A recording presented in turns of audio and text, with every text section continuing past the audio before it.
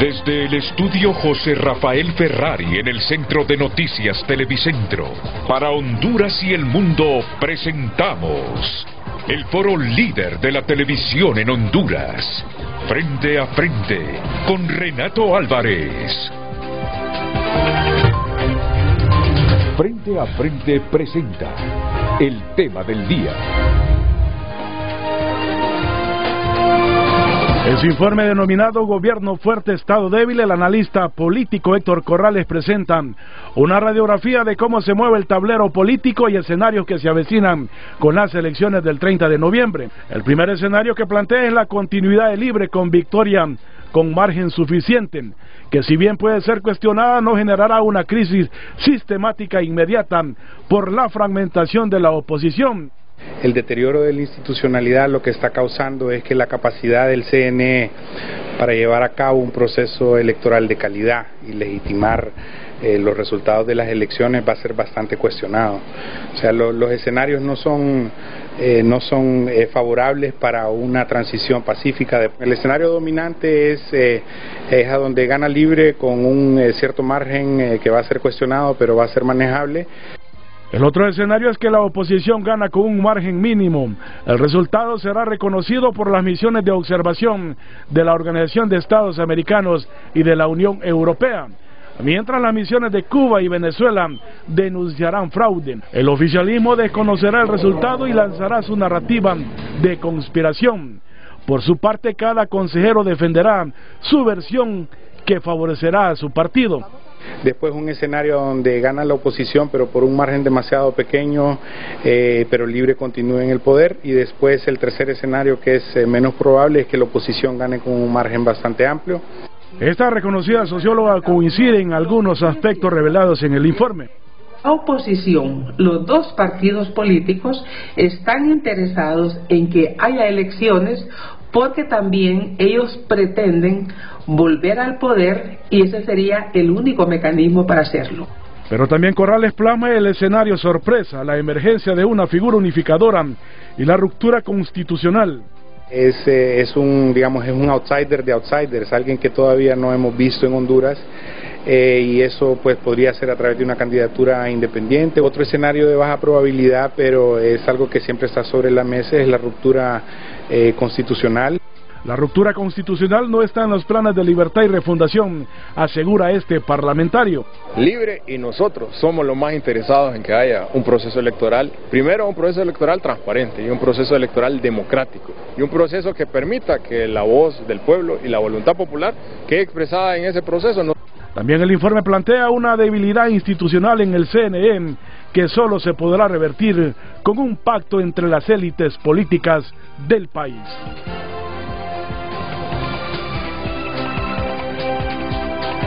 Vamos a tener un interesante programa con el director de Nodo. Nodo es un laboratorio de investigación en el país. ¿Recuerdan ustedes que anualmente hay una universidad en Estados Unidos que califica al Foro Social de la Deuda Externa de Honduras como el principal tanque de pensamiento del país? Por lo menos en los últimos años esta universidad ha dicho, ahí está el principal tanque de pensamiento, en el FOSDE.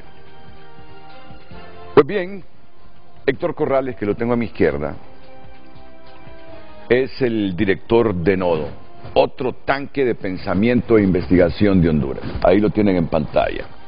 Nodo no es una abreviatura, justamente antes de comenzar el programa le consultaba a Héctor Corrales.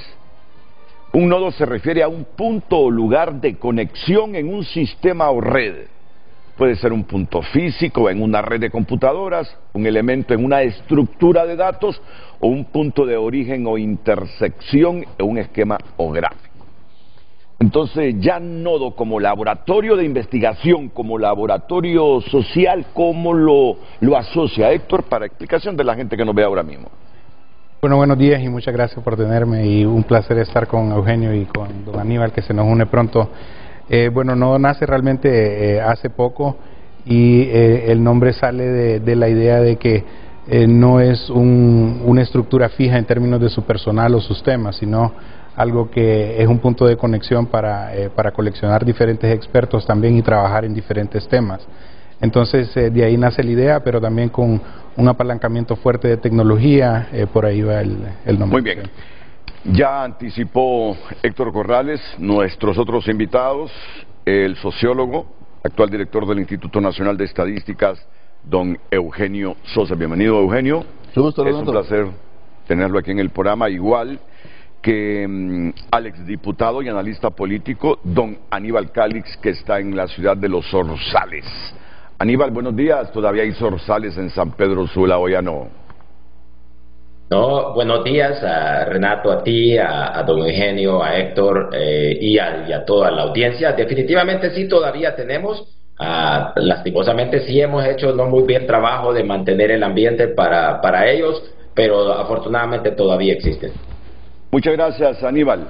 Miren, va a ser un interesante programa que va a generar seguramente disensos y polémica. No entenderían esto ustedes, ya anticipamos algo con la historia que nos contó el periodista Mario Landa, pero es un breve resumen ejecutivo.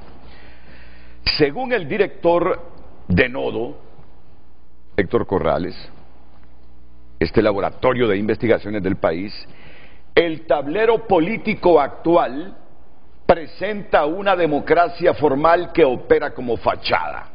Ya desde que uno comienza leyendo el resumen ejecutivo, ya dice, ¿y esto? El tablero político actual de Honduras presenta una democracia formal que opera como fachada, mientras las reglas reales del juego son dictadas por una maquinaria de poder cuyo objetivo primordial es resistir el cambio. Fíjense bien, aquí el debate político es que quienes no quieren el cambio son los de la oposición, no quieren el cambio. Pero este resumen ejecutivo de Nodo comienza diciendo que las reglas del juego en este país actualmente son dictadas por una maquinaria de poder cuyo objetivo primordial es resistir el cambio. Bueno, será interesante. ¿Quiénes no quieren el cambio? Y los que dice el sector oficial, la oposición, o es la misma maquinaria oficial, el gobierno. La división de la oposición no es accidental, sino producto de un equilibrio explotado y parcialmente creado por el oficialismo. Esta maquinaria ha capturado o debilitado instituciones claves, incluyendo al Consejo Nacional Electoral, que ha abandonado su rol institucional para convertirse en campo de batalla partidario.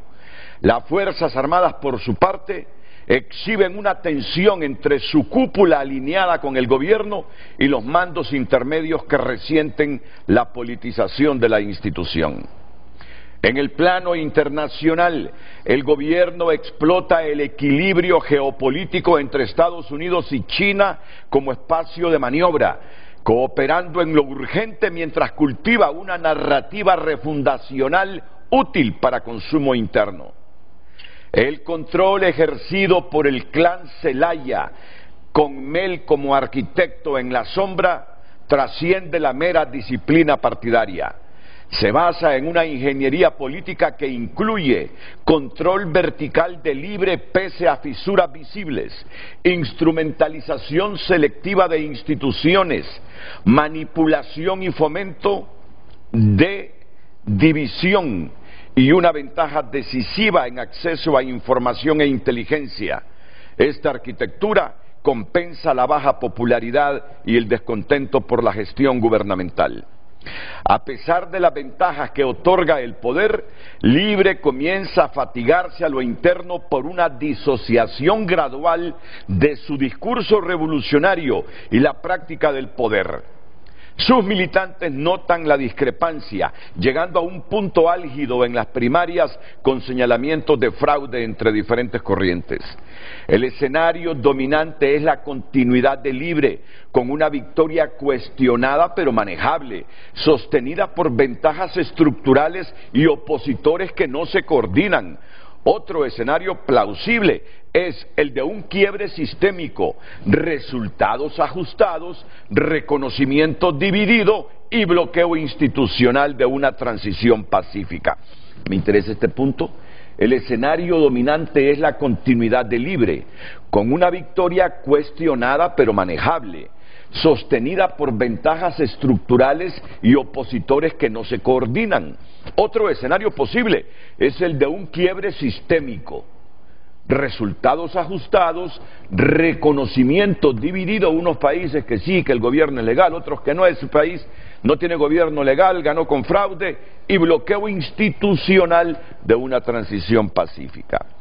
En este tablero, cada actor enfrenta un dilema estratégico distinto. Libre busca consolidar su control institucional, la oposición necesita coordinarse al menos para defender el voto, las Fuerzas Armadas buscan refugio en la ambigüedad y los actores internacionales calibran su intervención para evitar un colapso. Lo que está en juego va más allá de una contienda electoral. Se define la capacidad del sistema político para procesar el conflicto sin quebrarse. Hasta ahora, el oficialismo ha sido más sofisticado que sus adversarios.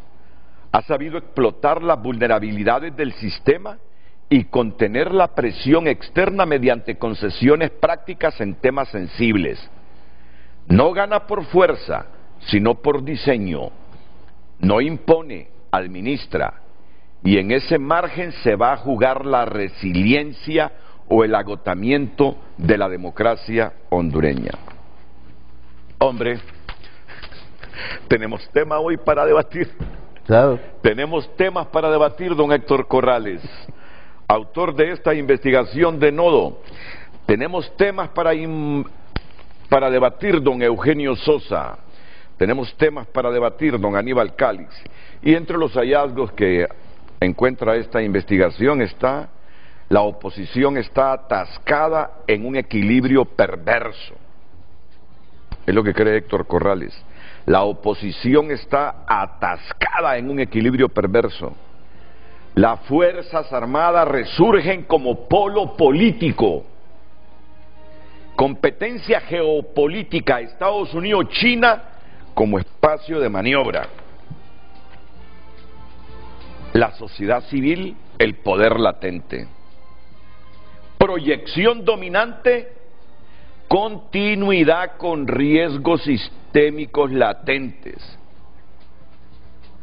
Proyección dominante, continuidad con riesgos sistémicos latentes. ¿Tú crees que continúa el gobierno, Héctor? Estaban bien apretados los dos escenarios y el principal que salía por poco era la continuidad de Libre, pero con riesgos bastante fuertes de una crisis de gobernabilidad. Explícale a la gente qué significa riesgos sistémicos.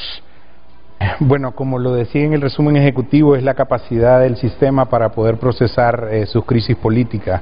O sea, la institucionalidad que tenemos es la que está encargada de procesar o administrar los procesos políticos electorales acá.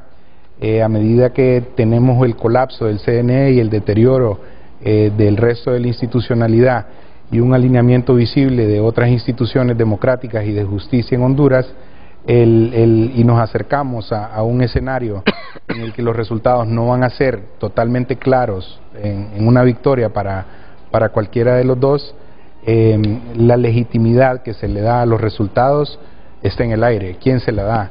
Entonces se la dan las calles, se la dan los observadores internacionales, se la dan las Fuerzas Armadas, se la da la comunidad internacional, la sociedad civil, los medios, las redes sociales. Entonces ¿quién es el que realmente queda como el árbitro? Si no tenemos un árbitro en el que la sociedad pueda confiar por su deterioro institucional, pero su deterioro adrede. Muy bien. Vamos ya con las dos preguntas, por favor, Lucecita, las vamos a elaborar aquí en el aire y ya en minutos escuchamos a Eugenio Sosa y a Aníbal Calix. Y la primera pregunta que vamos a formular, son dos preguntas hoy, son dos preguntas. ¿Piensa usted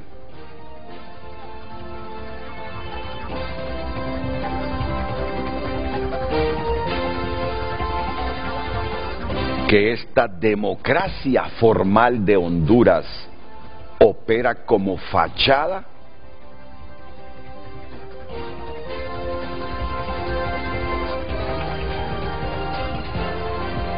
Tiene sus dudas severas Héctor Corrales de que esta sea una democracia formal. Él cree que esta es una fachada. Por eso la pregunta. ¿Ya la tienes la primera pregunta? ¿Me la repites, por favor, que escuche el público?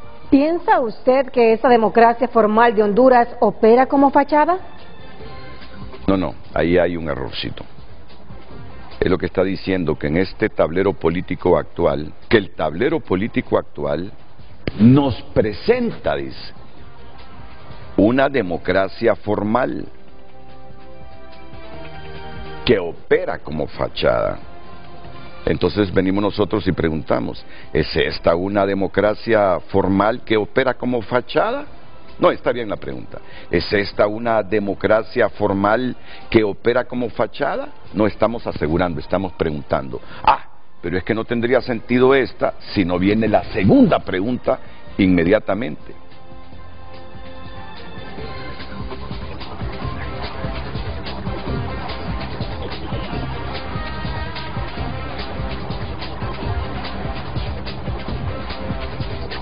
¿Cree usted que las reglas del juego en Honduras ahora mismo son dictadas por una maquinaria de poder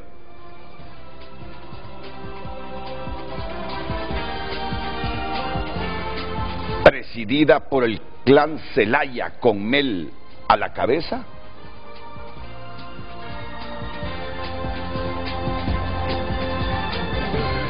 Es que si no van las dos no se entienden las preguntas. ¿La tienes? Vamos a ver. ¿Cree usted que las reglas del juego en Honduras ahora mismo son dictadas por una maquinaria de poder presidida por el clan Zelaya con Mel a la cabeza? Sí, ya las van a ver en pantalla esas preguntas. Partimos de esta investigación hecha por Nodo, el Laboratorio de Investigación Social y Política que dirige Héctor Corrales. Y hoy tenemos aquí como contraparte a las afirmaciones. ¿Ya conocías este informe? El informe no, ahorita me lo acaba de pasar apenas. Bueno, Eugenio Sosa, y tenemos a otro analista, a Aníbal Cáliz. Ya, inmediatamente después de esta primera pausa comercial, el espacio será de ellos para el debate, y vamos a comenzar con Eugenio y luego con Aníbal, porque ahí trae unas gráficas para sustentar su investigación don Héctor Corrales, familia de Arturo Corrales. No, es que, mira, cuando se menciona el apellido Corrales, uno tiene que investigar si está asociado a Arturo, no porque Arturo sea una persona mala. Yo considero que Arturo es un hombre muy inteligente, pero muy inteligente. ¿Cómo te lo imaginas? Que es asesor de 12 años de gobierno nacionalista y dicen que ahora también es asesor de Mel. No, y algunos dicen que es el que más ha influido en la democracia de fachada y no se le menciona. Está bueno eso, que Arturo es el que más ha influido en la democracia de fachada que tenemos y no se le menciona. Pausa y volvemos con Frente a Frente. Como pregunta los días.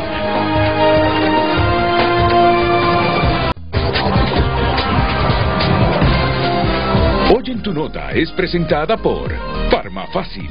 Todos los miércoles de canjes, hasta un 40% de descuento en productos de canjes.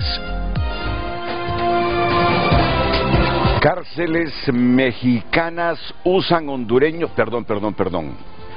Cárteles mexicanos usan hondureños para vender fentanilo en Estados Unidos. Es la nota que destaca a esta hora tunota.com. Cárteles mexicanos usan hondureños para vender fentanilo en Estados Unidos. Cárteles mexicanos usan hondureños para vender fentanilo en Estados Unidos. Gabriel Rubí se defenderá en libertad por fraude de ventiladores en pandemia. Extraditan desde España a hondureño acusado de extorsión continuada. Vaya, lo último que nos faltaba. Me gustaría ser papa Donald Trump en sus primeros 100 días de gobierno. Hombre, ahí sí mucha gente diría, ahí está la bestia, diría mucha gente. Hoy sí ya son tiempos apocalípticos. No, pero fíjate que me gustaría que abrieras el principal titular. Yo invito a la gente que si quiere conocer más de que a Donald Trump le gustaría ser papa, que lo haga, pero mejor la entrada de la primera nota, de la nota o del titular que más destaca tu nota, lo del fentanilo.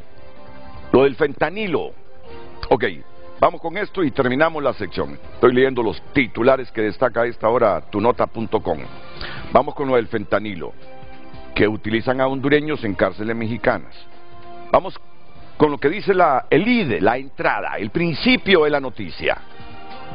Clip ahí, correcto, gracias. Desde el Porvenir, Francisco Morazán, no sabía que era mi pueblo, francamente, si me doy cuenta, no leo la nota. Desde el Porvenir, Francisco Morazán, hasta las esquinas más peligrosas de Portland, los hondureños son hoy piezas claves de los cárteles mexicanos. Ahora sí, ya me interesó más todavía esta nota. En junio de 2024, el nombre de Orlin Vázquez cruzó una frontera invisible. Pasó de ser uno de los muchos hondureños del Porvenir, Francisco Morazán, a convertirse en objetivo prioritario de la Corte Federal de Oregon, en Estados Unidos.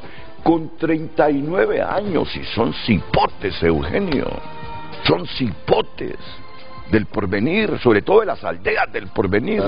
El hondureño lo acusaron de formar parte de una conspiración para traficar fentanilo en Portland, una ciudad donde los agentes antidrogas aseguran que hoy son los hondureños quienes dominan las esquinas. Ya hace poco salió una publicación que estaban dominando Los Ángeles y ahora es en Portland. El 2 de abril de 2025 a Velázquez lo extraditaron. Es el cuarto hondureño en enfrentar ese destino este año, pero su caso fue más que un número. Reveló un patrón, una estrategia, una conexión transnacional que involucra a los carteles mexicanos más temidos del continente. Mira que me agarró de sorpresa, ya no. Vámonos al principio de la nota. Al principio quiero leer lo de: así usan cárteles mexicanos a hondureños para mover fentanilo en Estados Unidos. Saben que fue sacudida la que yo experimenté, porque yo solo leí el titular, no había visto todavía los principales titulares de tunota.com. Cuando leo desde el Porvenir, Francisco Morazán, ahí sufrí un impacto, porque yo nací en ese pueblo, quiero a mi pueblo, de ahí tengo mi ombligo, mi primer diente de leche en una teja de mi casa. Hasta las esquinas más peligrosas de Portland, los hondureños son hoy piezas clave de los cárteles mexicanos. Y es que hay mucho migrante del Porvenir y de todos esos pueblos aledaños al Porvenir. La parte norte de Francisco Morazán. Se van los hipotes para allá, se asocian con esos cárteles, regresan aquí y luego se convierten en esto, desafortunadamente. Los invito para que terminen de leer ustedes entrando a tunota.com ahora mismo, sin dejar de vernos a nosotros. Hoy en Tu Nota fue presentada por Farmafácil. Todos los miércoles de canjes, hasta un 40% de descuento en productos de canjes. En Frente a Frente, nos interesa tu opinión.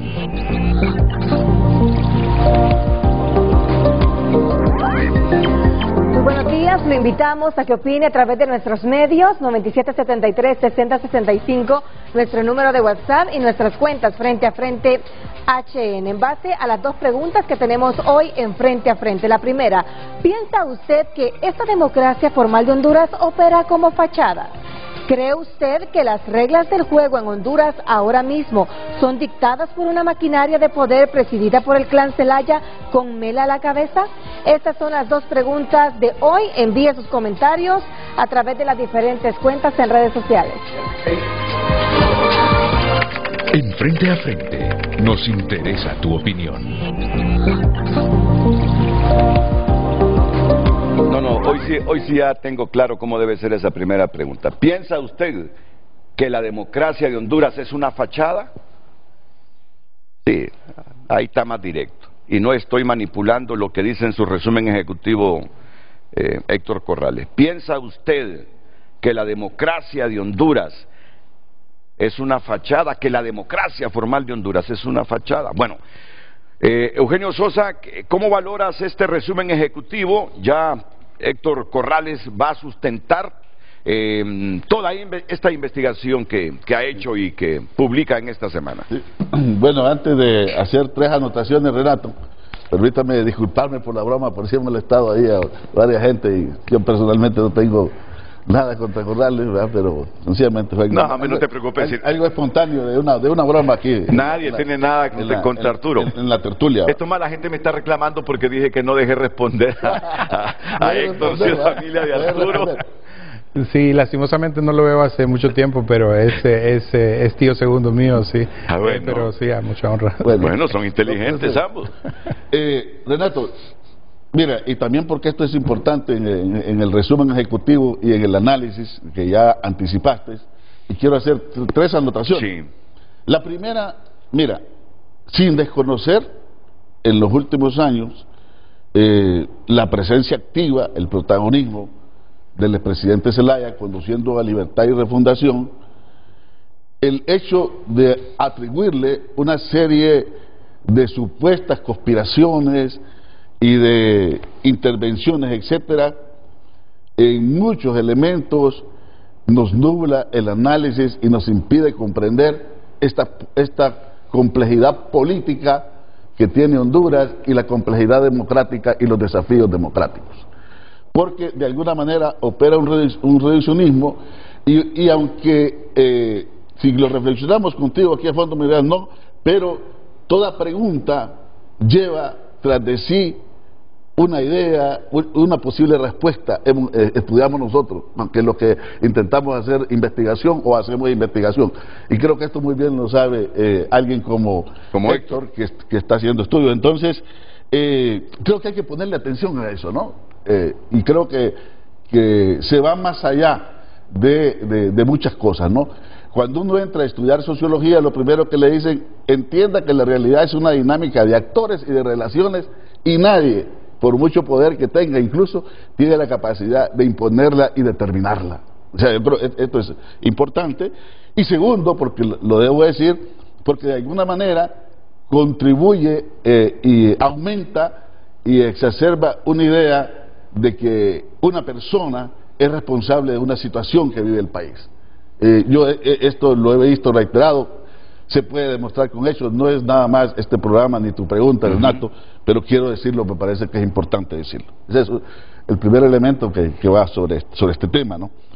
Me parece que la primera es una discusión más abierta, la primera pregunta que nos permite ahondar con mucha mayor reflexividad, para decirlo de alguna manera.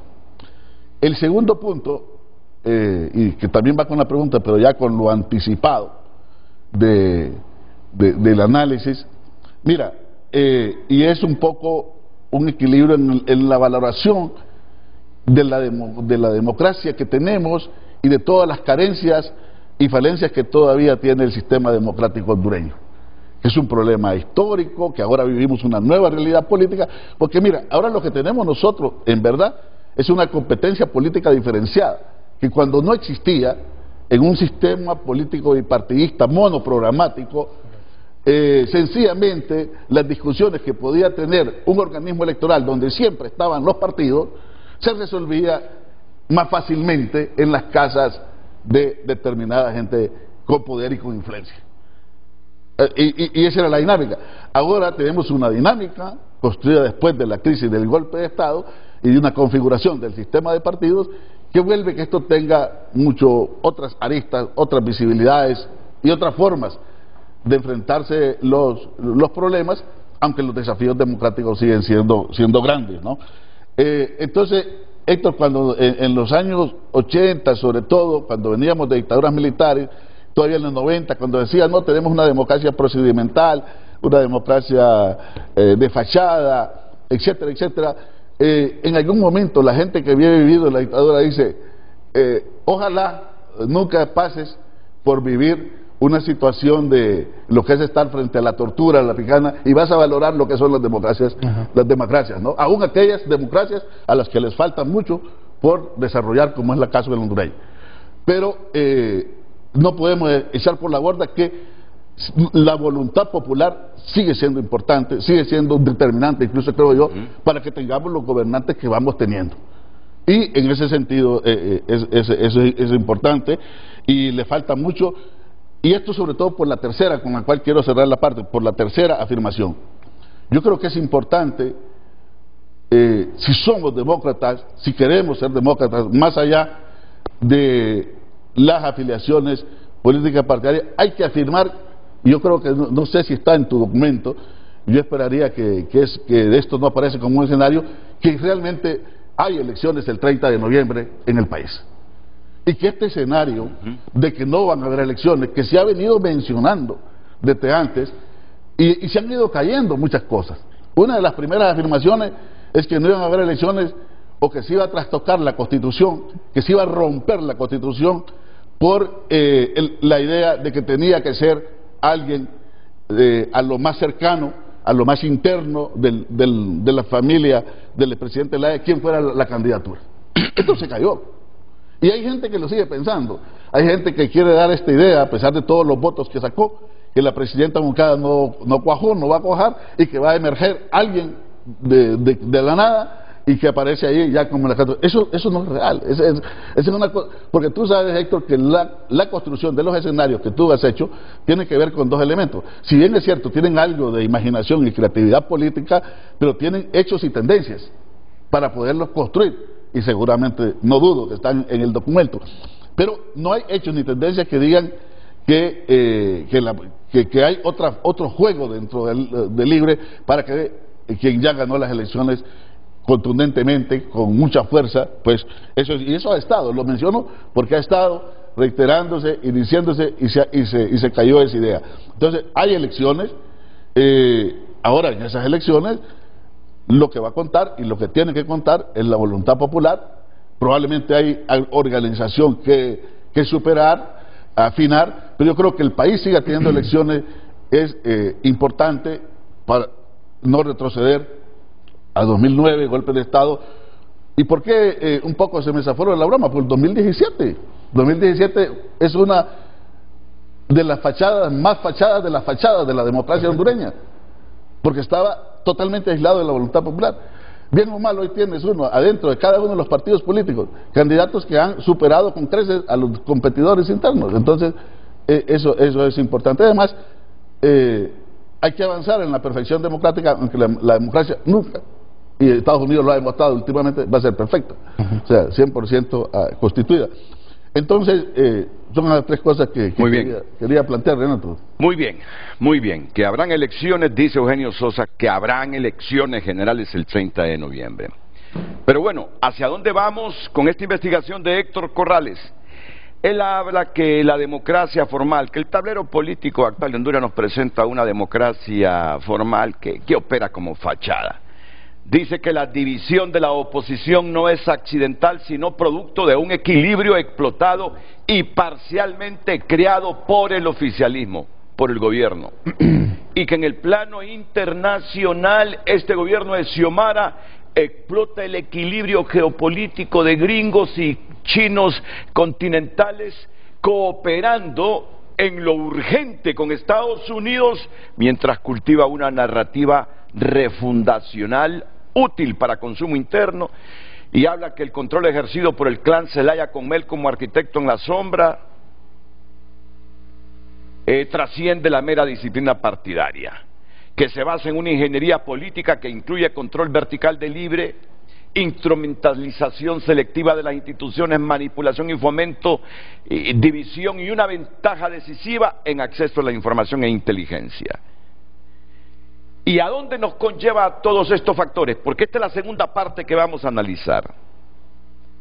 Según la investigación de Héctor Corrales, a que el escenario dominante en el futuro cercano, en los próximos meses, antes que termine el año, es a la continuidad de libre, que esa es la segunda parte de esto, Todos los primeros factores nos conducen a pensar, según Corrales, que el escenario dominante es la continuidad del libre, con una victoria cuestionada. Van a ganar, dice, pero la victoria será cuestionada, pero será manejable.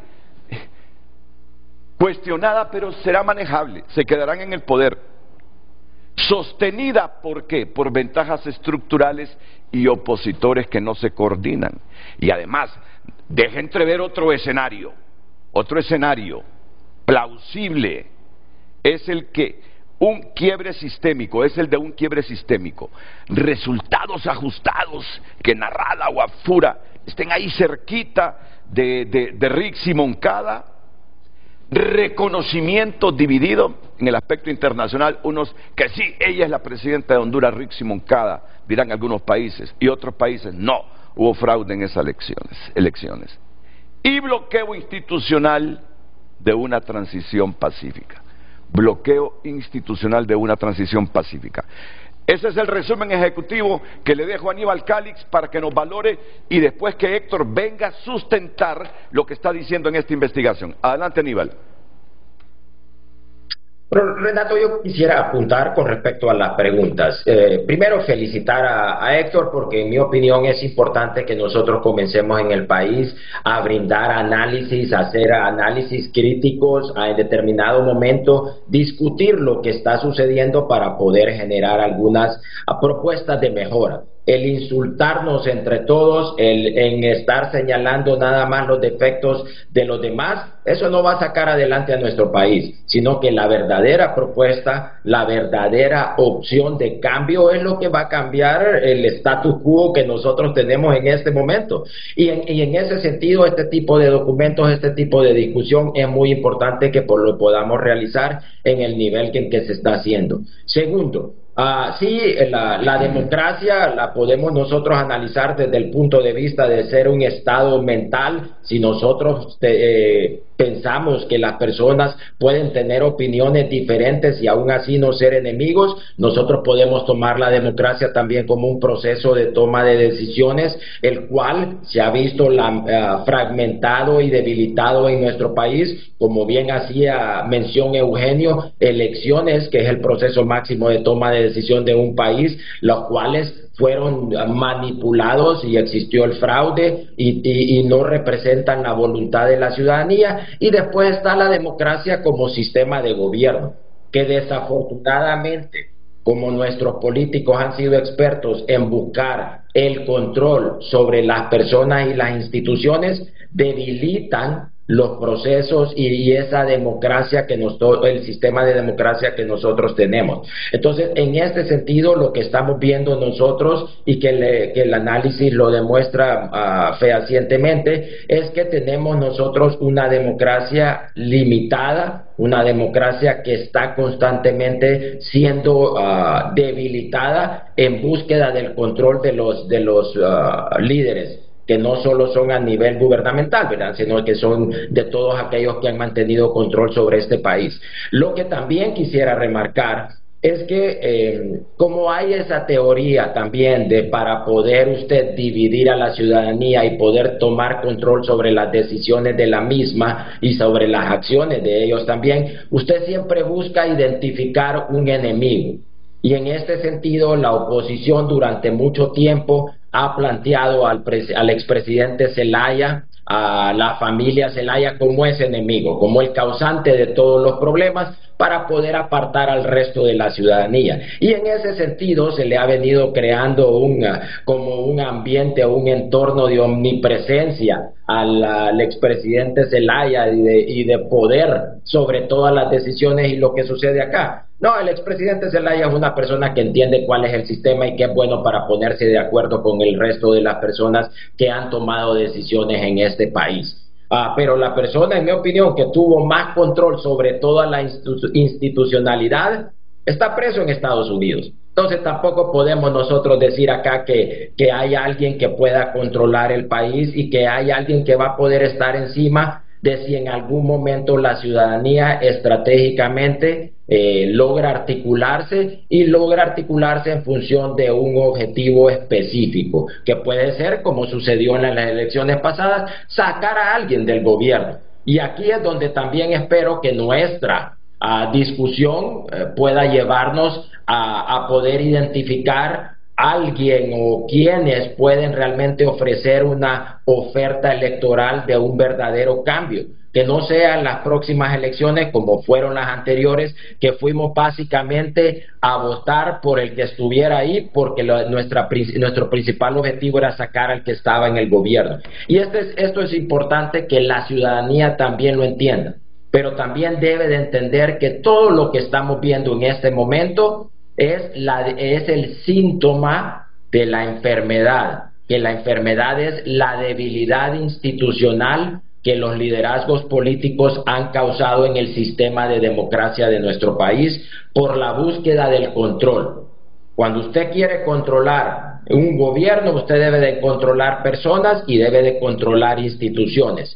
Pero en ese proceso usted debilita la institucionalidad. Y a mí siempre me gusta hacer referencia del libro de por qué fracasan los países, donde estas personas hicieron una investigación también a nivel mundial de cuál era el factor que determinaba el desarrollo de los países, y al final fue el imperio de la ley, que una de las manifestaciones del imperio de la ley es la solidez institucional. Entonces eso debe de ser nuestra búsqueda, eso debe de ser el factor determinante para los ciudadanos, para en las próximas elecciones votar por alguien. Es quien va a brindar esa seguridad jurídica, quien va a tratar de implementar en nuestro país la cultura del imperio de la ley, y que eso se va a traducir en tener instituciones sólidas. Ahora viene, Aníbal y Eugenio, lo más complicado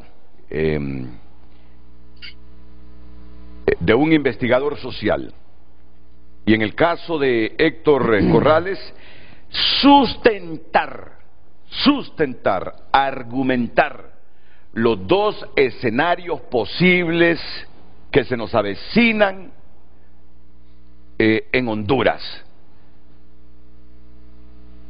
La victoria de Libre, cuestionada pero manejable, sostenida por ventajas estructurales y opositores que no se coordinan, y el otro escenario que él concluye, producto de su investigación, un quiebre sistémico, resultados ajustados, siempre ganando Libre, reconocimiento dividido y bloqueo institucional de una transición pacífica. Ahora viene lo más pesado para Héctor: sustentar estos dos escenarios que concluye su investigación, la investigación de Nodo, este laboratorio nuevo que surge en Honduras. Así que después de la pausa nos vamos a poner de pie. Y queda con el micrófono abierto Aníbal para cuando quiera intervenir, y Eugenio Sosa a reaccionar, replicar, disentir o coincidir cuando también lo quiera. Después de la pausa comercial.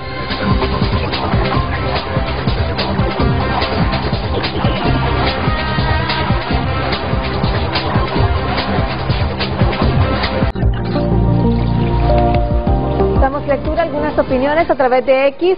Coser, Nasrallah y Asfura son el maquillaje del sistema, una ilusión de alternancia mientras el poder nunca cambia de manos.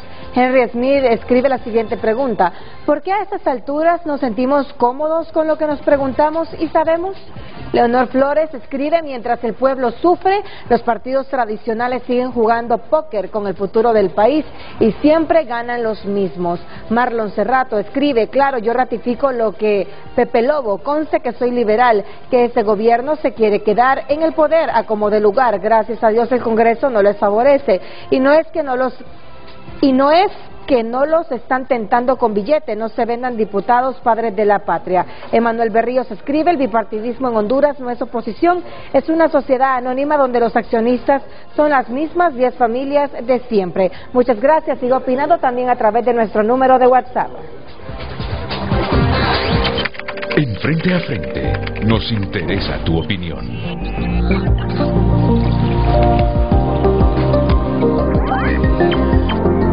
Puede venir Renato. Bueno, ahora lo que los hondureños quieren saber, la sustentación en la investigación hecha por Nodo, presidida por Corrales, para llegar a esos dos escenarios posibles y dominantes. Él habla de escenarios dominantes en el transcurso del año. Héctor. Gracias. Bueno, primero, solo cuando hablamos de la fachada o de cómo funciona el Estado, tenemos que irnos a lo ideal, a lo filosófico, que comenzamos siempre con, por lo menos cómo está nuestra república, los primeros 3 poderes del Estado, y esta es una versión simplificada, pero son las instituciones que me parecen más críticas ahorita, la Secretaría de Seguridad, el Ministerio Público, las Fuerzas Armadas, la Policía y algunas instituciones reguladoras económicas, ¿verdad? SAR, SENASA, CEFIN y CERNA. Ese es como parte del argumento, y después también tenemos aquí al lado que, bueno, aquí son las que mantienen el orden y el Estado de Derecho, podríamos decir, con el Poder Judicial, el Ministerio Público, y después estas son instituciones de regulación económica. Después tenemos algo acá que es un rol un poco más blando, que es lo que yo llamo digamos, la propaganda estatal o los medios estatales, ¿verdad? Entonces la planificación estratégica, el Poder Popular, Canal 8, Radio Nacional de Honduras, ¿verdad? Aquí abajo hay algo también más separado, pero que son los colectivos o grupos de choque que vimos tal vez al principio de gobierno, pero no los hemos visto hace mucho tiempo. Acá arriba tenemos lo que yo digo como nuestro sistema político democrático electoral, que es una mezcla de todo, con el CNE como la institución rectora, pero repartida entre 3 partidos, como lo mencionaba Eugenio al principio, y una colección de actores alrededor de estos partidos. Algunos de estos actores están adentro de los partidos y algunos de estos actores están externos a los partidos. Eugenio lo mencionó en algún momento, las cosas se arreglaban en las casas. Yo todavía creo que se arreglan en las casas. Entonces, por eso quiero dejar claro de que hay actores externos acá y que no solo son los partidos los jugadores. Después acá en la esquina tenemos a los diferentes sectores de la sociedad y que están organizados, digamos, está ONGs, el sector privado, organizaciones de derechos humanos, campesinos, trabajadores, y aquí el grupo de sociedad. Entonces, si podemos pasar a la otra, por favor. La tesis, y es algo que lo dijo Eugenio y lo dijo Aníbal, es de que todas estas instituciones simplemente se convierten en palancas, se convierten en herramientas para apretar tuercas y para mover los flujos de influencia, para mover las diferentes piezas de la sociedad. Entonces, por ejemplo, cuando hablo de una institución que tiene que ver con regulación económica, ¿cómo puede afectar una institución con regulación económica a grupos empresariales? Con devolución de créditos fiscales, con retención de permisos o licencias. O sea, esas son quejas que han habido, ¿verdad?, en ese gobierno y en los pasados, porque voy a llegar después a eso. Después teníamos aquí el Ministerio Público, teníamos acá el Poder Judicial, la Secretaría de Seguridad. Entonces, varias gente me ha preguntado, ¿cómo puedes decir de que el escenario dominante es de que haya una continuidad de libre? Y creo que hay una serie de preguntas que todavía nos tenemos que hacer porque no tenemos una respuesta clara. O sea, ¿qué significa para la libertad de asociación que vayamos a elecciones con un estado de excepción y que la oposición tenga que defender el voto pero no tenga el derecho constitucional de estar en las calles? O sea, ese tipo de preguntas todavía nos queda por hacerlas y espero las podamos explorar en el programa. Entonces, la próxima, por favor. Y con esta cierro. Entonces me quedo con las instituciones más importantes que mencioné ahorita, todas con bastante influencia desde la Presidencia de la República, el Congreso acá, que considero fue informalmente disuelto hace mucho tiempo y solo se reactiva de vez en cuando, el Ministerio Público, las Fuerzas Armadas, Canal 8 y bueno, la propaganda estatal. Y esta gráfica lo que quiero enseñar aquí es de que si bien no están usando todo su músculo institucional todavía para terminar con el CNE, están sellando la narrativa oficial de qué fue lo que pasó. Con el informe que va a sacar el Congreso, lo que nosotros vamos a tener o lo que se espera de la Comisión del Congreso es las Fuerzas Armadas exoneradas, todo se debió a mala planificación y tenemos que apoyar al CNE externamente para que podamos tener un proceso electoral Pero asegurado. tú sabes que no es vinculante ese informe del Congreso, que en todo caso aquí quien puede dar un giro y determinar qué fue lo que pasó en las elecciones primarias es el Ministerio Público con una investigación objetiva e independiente. Es correcto, pero lo que domina acá es el relato, es la narrativa, es el cerrar todo el círculo alrededor de Cosette, que es la que está mandando el mensaje y siguiendo con la denuncia, y muchos sectores de la sociedad y de la oposición de qué es lo que está pasando ahí, pero con el informe del Congreso, con la maquinaria de propaganda, con el silencio del Ministerio Público, o con lo que vaya a hacer que saque el Ministerio Público, y con las Fuerzas Armadas, que ahora está silenciosa, pero en el principio sí estaba siendo parte de la narrativa. Esto está desembocando en lo que estamos viendo ahorita en el Consejo Nacional Electoral.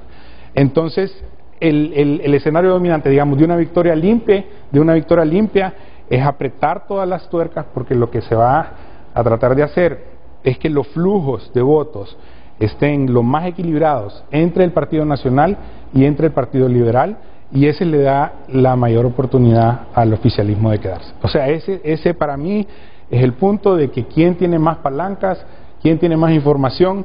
Y nosotros lo vamos a explorar más adelante en el programa. Hay varios puntos de que se deben preguntar. Solo un elemento, ¿sí? Han dibujado, digamos, los actores en general, sí. ¿No? Acércate a la pantalla, por favor, Eugenio. No sé, han dibujado los actores, pero aquí en el cuadrante que tenía anterior, no sé si es posible. La anterior gráfica, por favor, la anterior gráfica. Aquí, mira, aquí digamos, sí lo mencionaste, pero está muy difuminado en lo que mencionaste y en la visualización, que siempre ha jugado un papel importante en los procesos electorales, todo el peso de, no el sector privado en general, sino un sector empresarial importante, que incluso en otros momentos se ha llamado el poder fáctico, y que realmente en esta coyuntura, más allá de acuerdos o desacuerdos que podamos tener, ha jugado un rol activo de oposición política. Es un punto. Y es como cuando en el caso de la generación de opinión pública de los medios, pones Radio Nacional de Honduras, Canal 8, perfecto, son canales estatales y están, obviamente, siguen una directriz de gobierno, pero atrás tenés todo una cuestión, que ahí lo tenés el microfonito, pero todo un ámbito de matriz mediática privado que bueno, difunde, contrasta, todo participa en un juego del concierto de lo que es la sociedad. Sí. Entonces eso tiene un peso importante. Recordemos lo que jugó esos sectores en la perpetuidad de Hernández contra viento y marea, violando Constitución y después haciendo fraude. Entonces yo digo que los pongo ahí como un elemento que de repente aparece cuando vas avanzando en los escenarios. Y súper valioso, porque él quería primero poner esto para después para responderle a Eugenio y comentar sobre lo que dijo Aníbal, porque el informe también deja claro de que este es un problema histórico. O sea, esto no es culpa de Mel como dicen, sino que, y cuando hablo de que el sistema se resiste a cambiar, el sistema cambia periódicamente, pero solo se reconfigura su liderazgo y quienes están, pero funciona de la misma manera. Todos instrumentalizan las instituciones para impulsar un proyecto político, no el servicio a la ciudadanía, que es lo que se espera de una república. Entonces, ninguno de los estados en el mundo es perfecto, definitivamente todos tienen variaciones de esto, pero la pregunta también es porque desde que regresamos a la democracia no hemos logrado construir, sino que vamos para atrás. Y no es culpa de lo que está pasando ahorita, sino este es una consecuencia también de cómo se acostumbró a usar el sistema. Bueno, yo no... Renato, sí, por favor, Aníbal. En ese sentido, primero quisiera, decirle a la ciudadanía que es bien importante ese análisis y principalmente visualmente cómo podemos nosotros ver esa dinámica del Estado y cómo se juegan los diferentes intereses. Es bien importante que lo hagamos. ¿Por qué? Porque la clase política tradicional de nuestro país, los que han manejado este país, se ponen de acuerdo en 15 minutos en función de esa dinámica. Las personas que queremos cambiar Honduras tenemos que aprender a hacer este tipo de análisis y entender esa dinámica para poder influenciar sobre la misma. Y resaltando específicamente sobre la parte del Consejo Nacional Electoral. Ese es un buen ejemplo para que nosotros discutamos también la falta de solidez institucional, porque la solidez institucional se manifiesta bajo 3 factores. Primero, el quiénes lo integran y cómo se eligen esas personas que lo integran. Segundo, el financiamiento con el cual trabajan. Y tercero, la toma de decisiones o sobre lo que ellos realizan sus actividades, ¿quién lo determina? Y aquí nosotros podemos ver cómo mediante el financiamiento, también desde el Congreso Nacional, que es otro actor que está ahí en ese esquema, le causa un problema a que pueda realizar la institución, el Consejo Nacional Electoral, su acción primordial, que es asegurar las elecciones. Nosotros pudimos ver cómo el proceso de elección, de selección y elección de los candidatos es básicamente un pleito partidario que se traslada a la institución. Entonces veamos cómo la interacción en los diferentes elementos de esa dinámica que plantea Héctor tienen influencia sobre la falta de institucionalidad que tenemos en nuestro país y principalmente sobre los resultados. Entonces también debemos de enfocarnos en cuál es la solución para estos problemas. Cuando intervenía Héctor, lo analizaba detenidamente, es decir, cómo algunas instituciones del Estado pueden arrinconar a empresarios, cómo desde otras instituciones o poderes del Estado se puede intimidar a ciertos sectores en función de que el control de esa institucionalidad contribuya a que el partido en el poder gane las elecciones. Y aquí me estoy acordando de algo.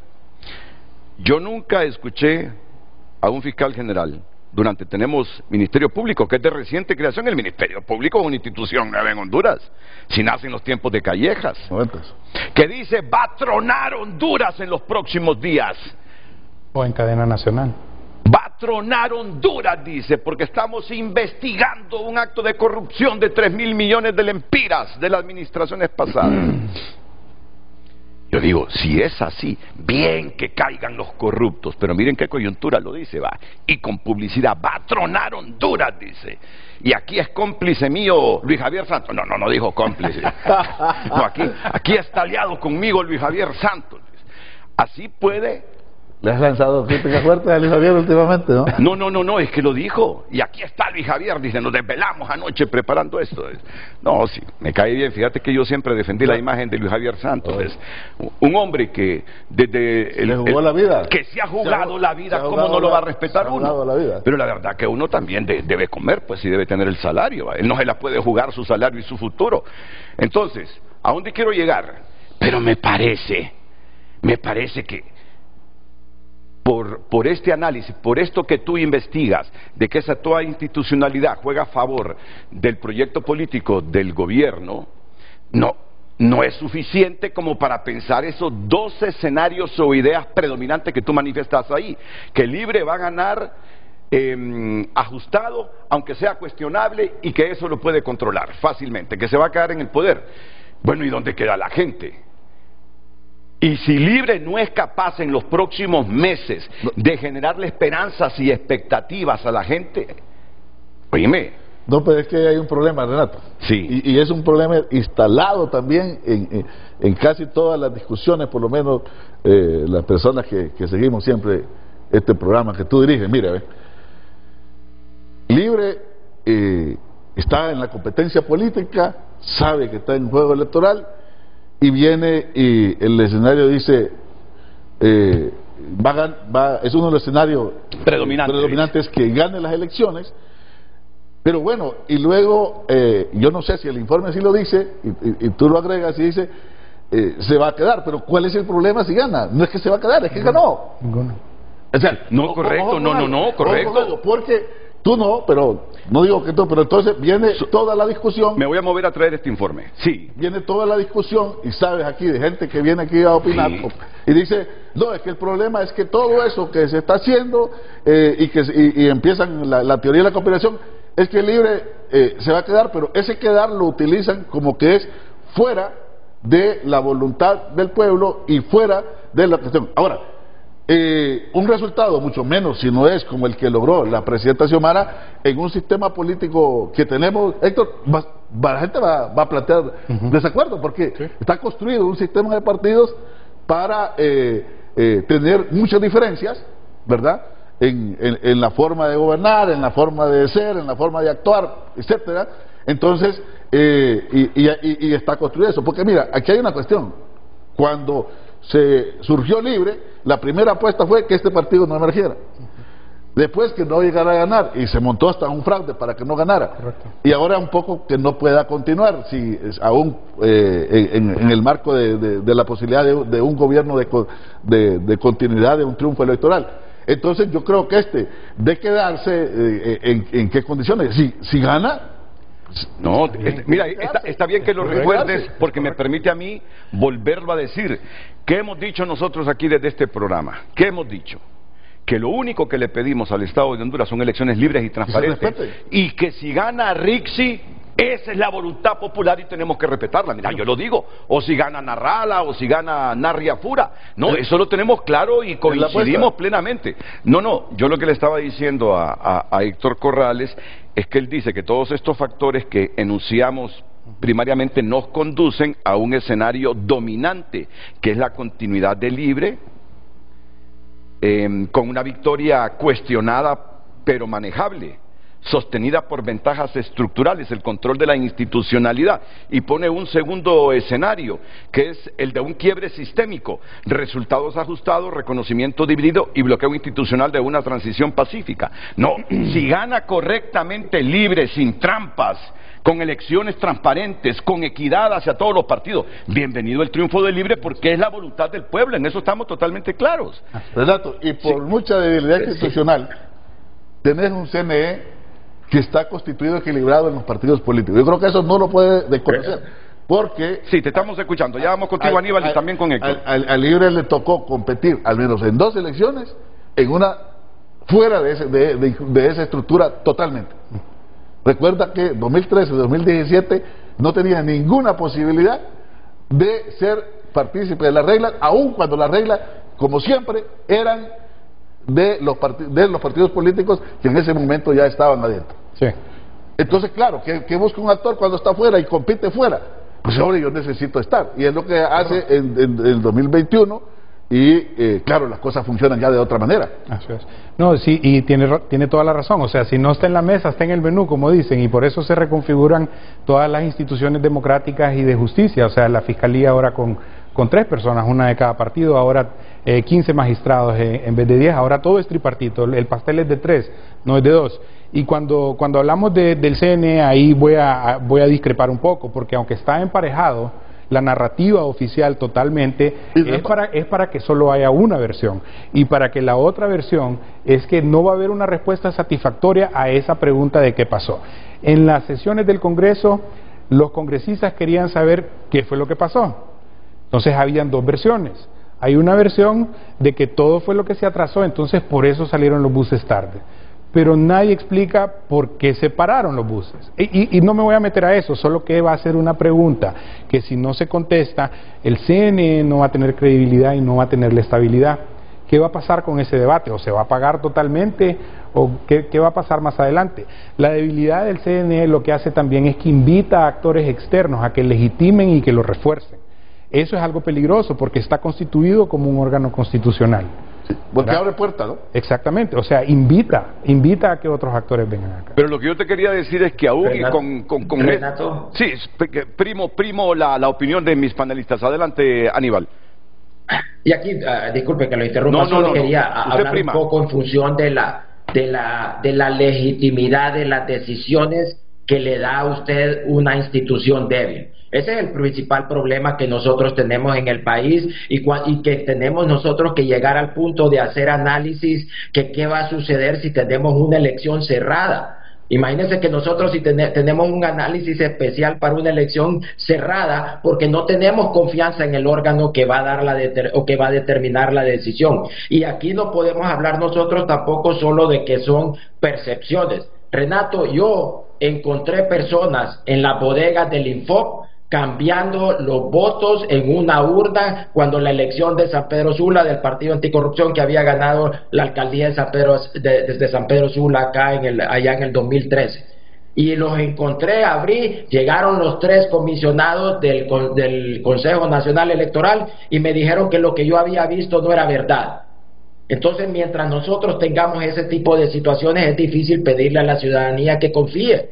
Y es por eso que yo reitero este tipo de situaciones, porque ¿y qué pasó con el Partido Libertad y Refundación? Él vio que él era un sistema electoral en el cual él no participaba, y no llegó a cambiar ese sistema en el cual él no participaba para hacerlo democrático, sino que solo llegó a meterse en la toma de decisiones y a sacarle provecho al sistema. Entonces nosotros tenemos que de una vez por todas también buscar cuáles son las soluciones para que todo esto no siga sucediendo, para que si en Honduras se pierde por un tan solo voto, la ciudadanía sepa que ese fue realmente el resultado, no que digamos, es que lograron ellos cooptar el sistema y sacarle provecho individual. El 60% de la población que no tiene un partido político no anda buscando que alguien en particular gane, sino que gane el que tenga más votos, y eso es lo que al final debemos de buscar todos nosotros.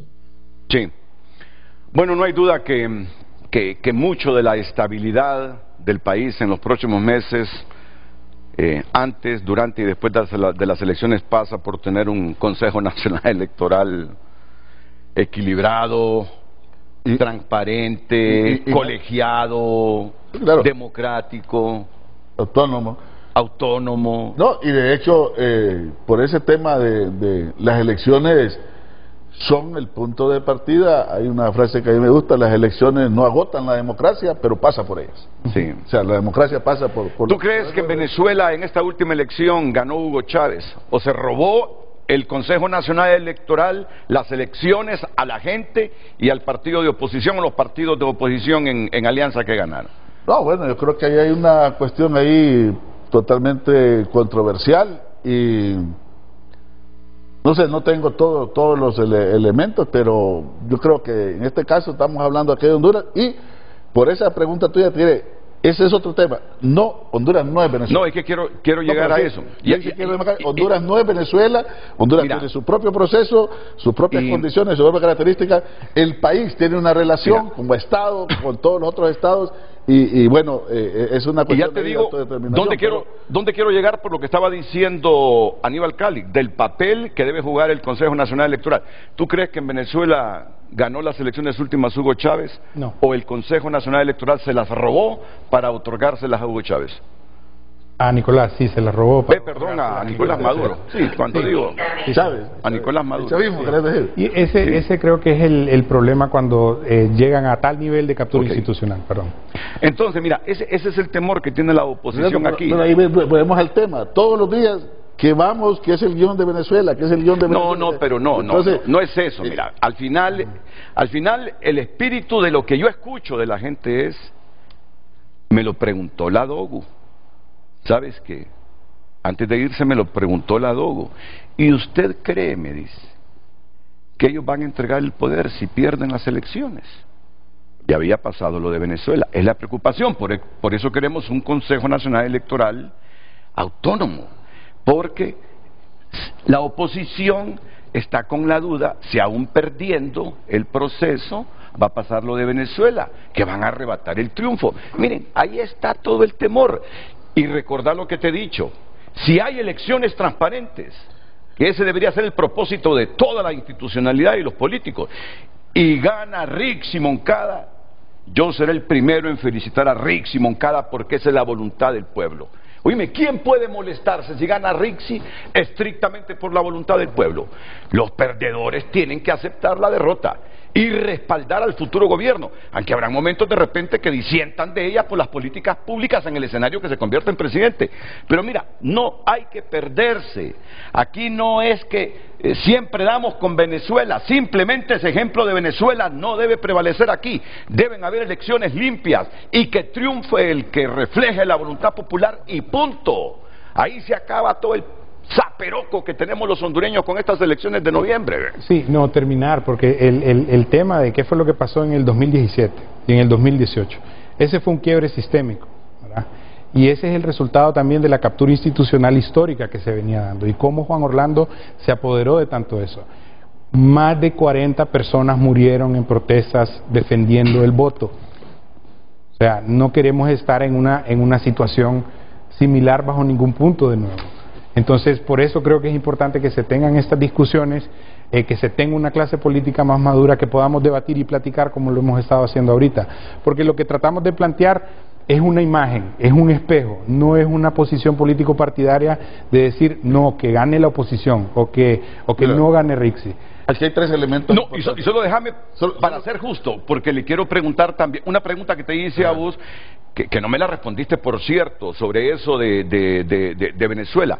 ¿Tú crees que aquellas elecciones donde tu tío tuvo un protagonismo enorme del voto rural, ese fue un artificio e invento de Arturo Corrales para hacer ganar la reelección a Juan Orlando Hernández?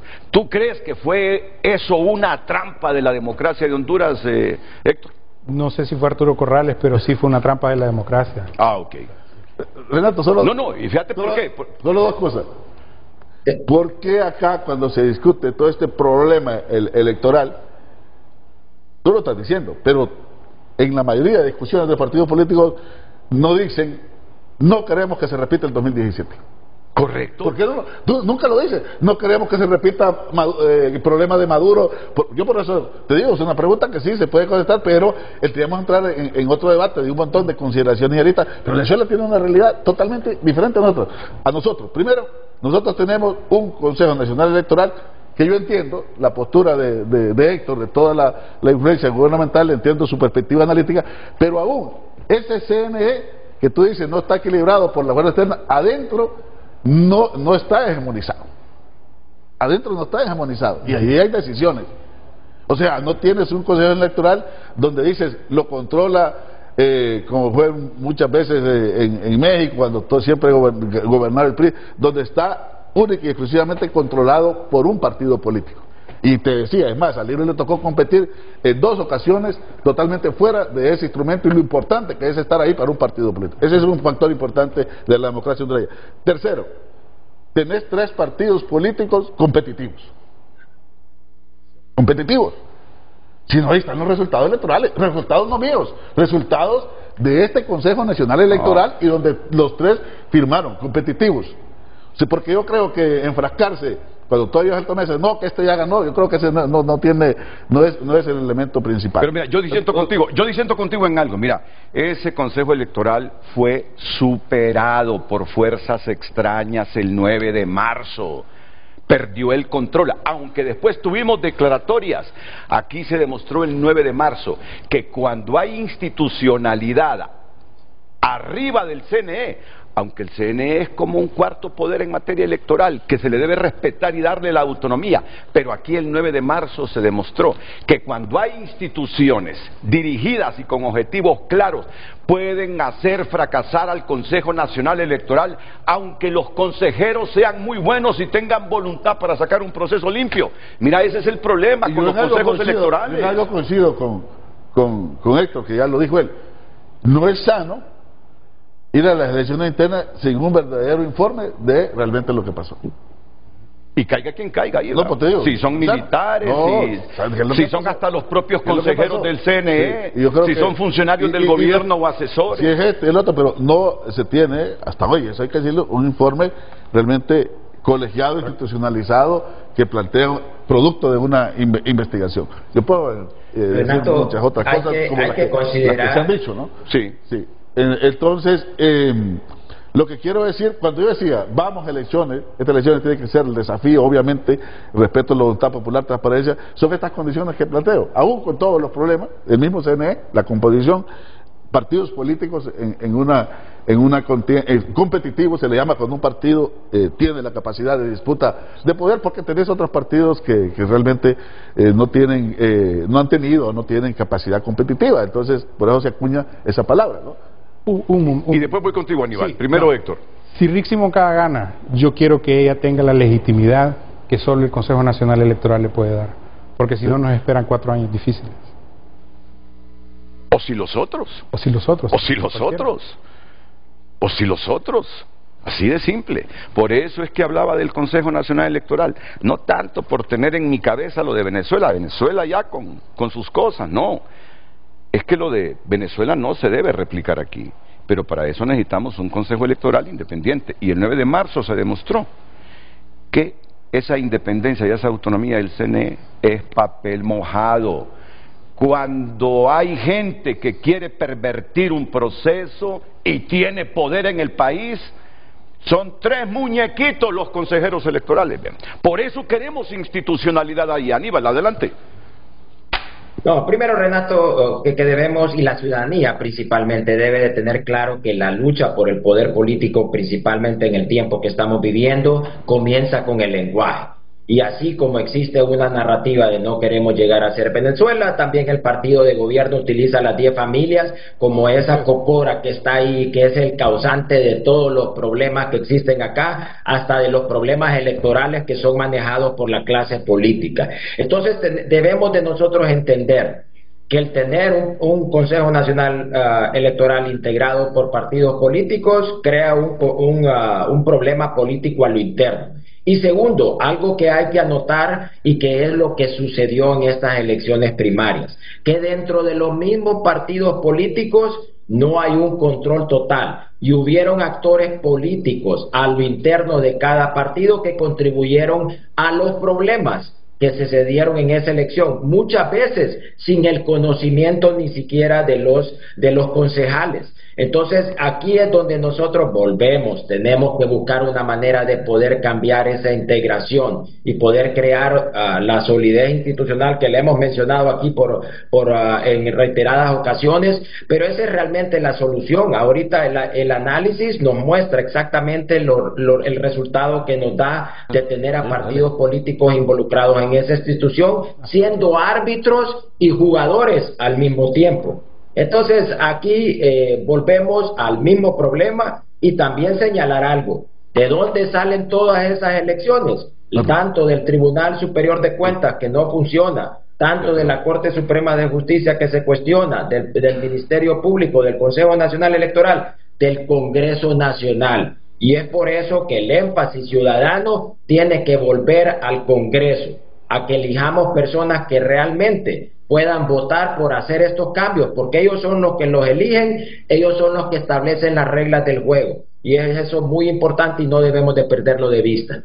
Ok, y antes de ir a la pausa, Héctor, mira, esta pregunta no te la pude hacer, porque tú hablas de 2 escenarios, y que el escenario dominante es la continuidad del Libre, con una victoria cuestionada pero manejable, y otro escenario que tú planteas es el de un quiebre sistémico, resultados ajustados, siempre ganando Libre. Reconocimiento dividido. Pero quiebre sistémico, ¿por qué? Es la pregunta. Quiebre sistémico. Sí, quiebre sistémico, ¿por qué? Porque vuelvo al tema. Una cuestión es que ganes, aunque sea ajustado, va a haber reconocimiento. Pero si se gana, se gana. Va a haber reconocimiento de la, digámoslo así, a que se está mencionando tanto el CNE, de la consejera, va a haber reconocimiento de los partidos políticos.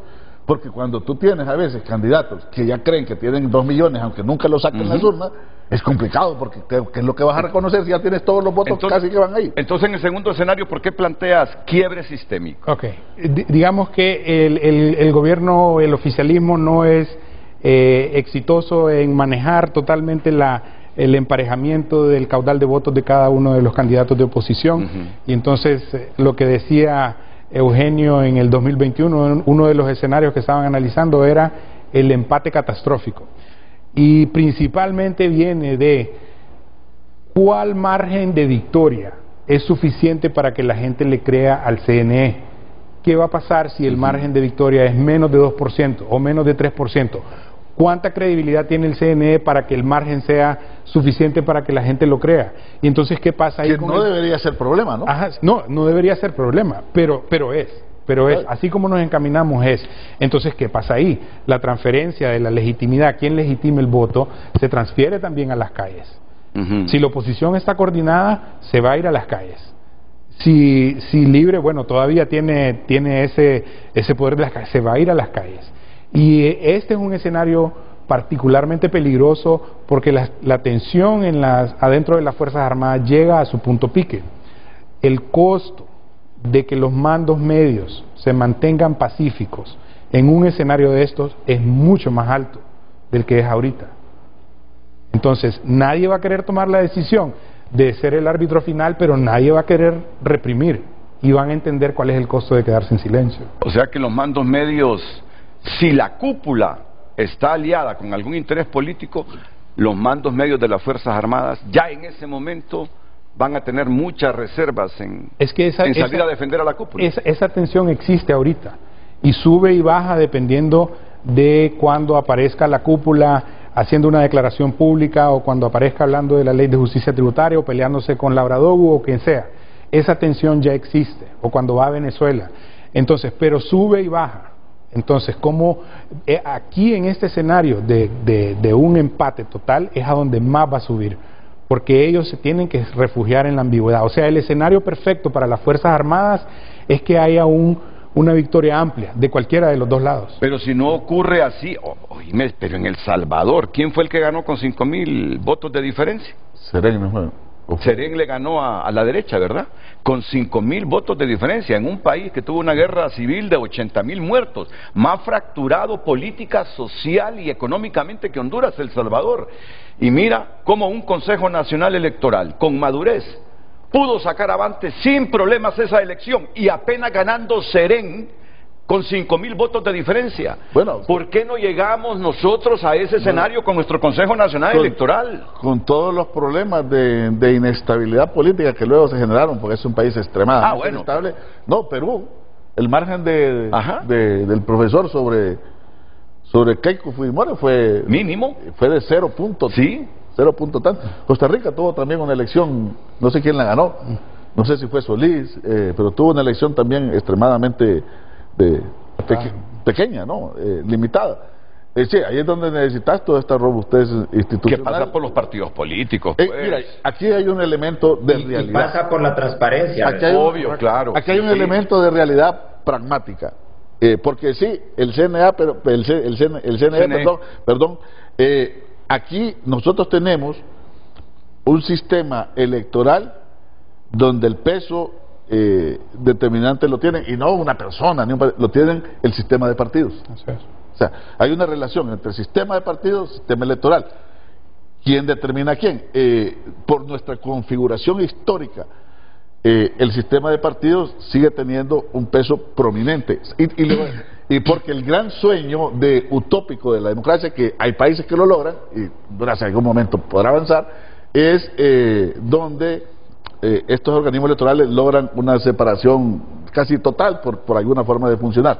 En Honduras no. Entonces los partidos siempre están por eso pendientes, porque así ha funcionado siempre. Y fíjate que hay un elemento interesante, creo yo, con todos los riesgos, y es que Honduras sigue siendo el país de América Latina aún con el cambio de bipartidismo a por lo menos 3 partidos políticos, de una fortaleza y un músculo fuerte de los partidos políticos.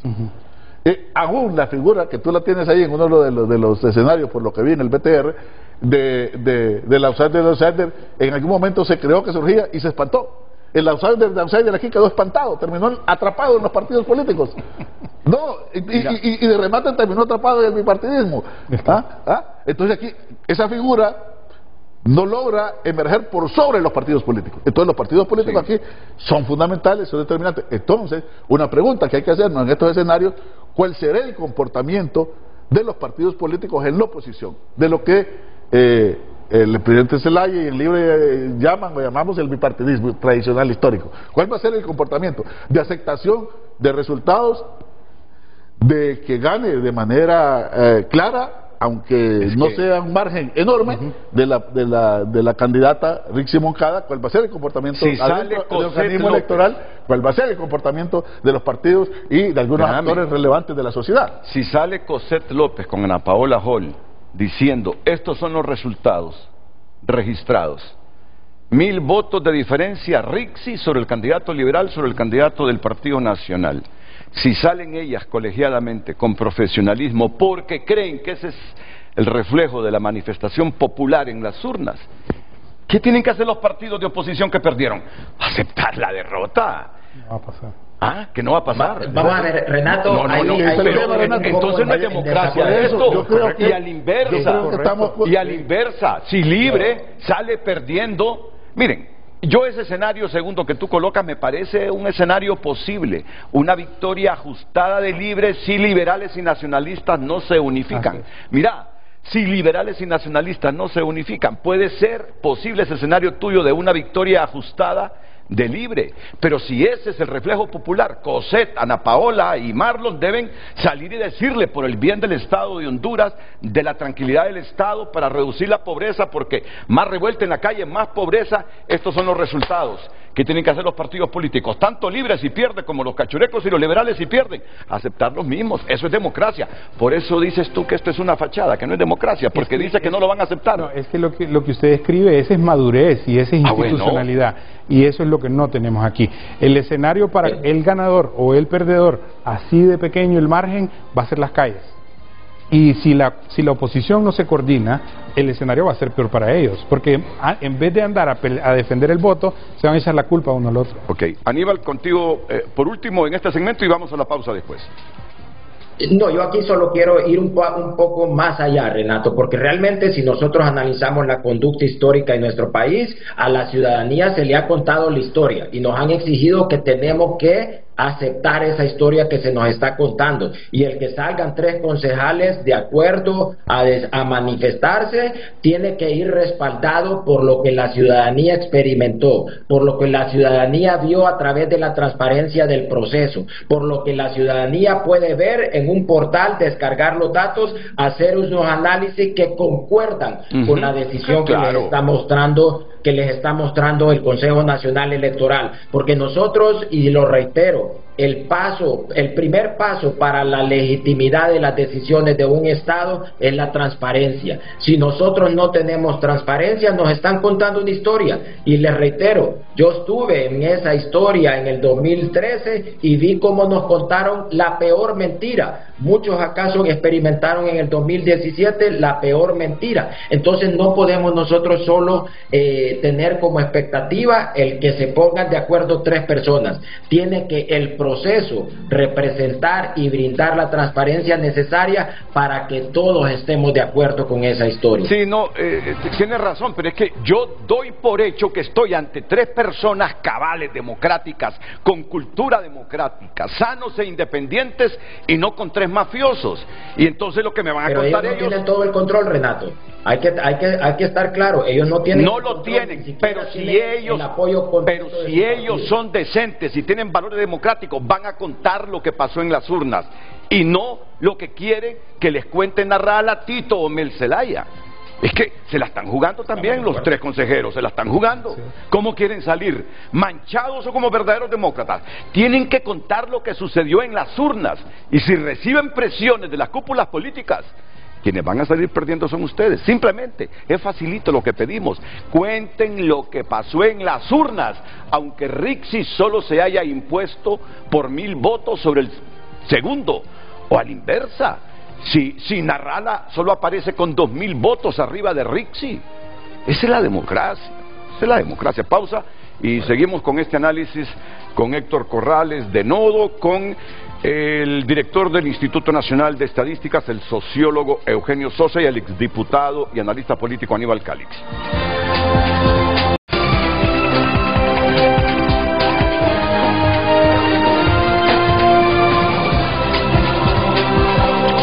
En Frente a Frente nos interesa tu opinión. Alejandro Larios escribe: estas narrativas buscan frenar las reformas sociales, económicas y políticas que benefician a las grandes mayorías. Carlos Martínez Cepeda opina: las elecciones del 30 de noviembre las definirá de forma contundente el voto independiente, y hasta el momento en ese informe no se habla de los independientes, que son mayoría. La historia electoral de Ecuador se repetirá en Honduras. Alejandro opina: la ciudadanía se hartó del bipartidismo que durante años se enfocó únicamente en saquear el Estado. Hoy el cambio es libre, una fuerza política que surgió desde las calles y lucha incansablemente por los derechos de la clase trabajadora y de los sectores más vulnerables. Gracias, siga opinando a través de nuestras cuentas.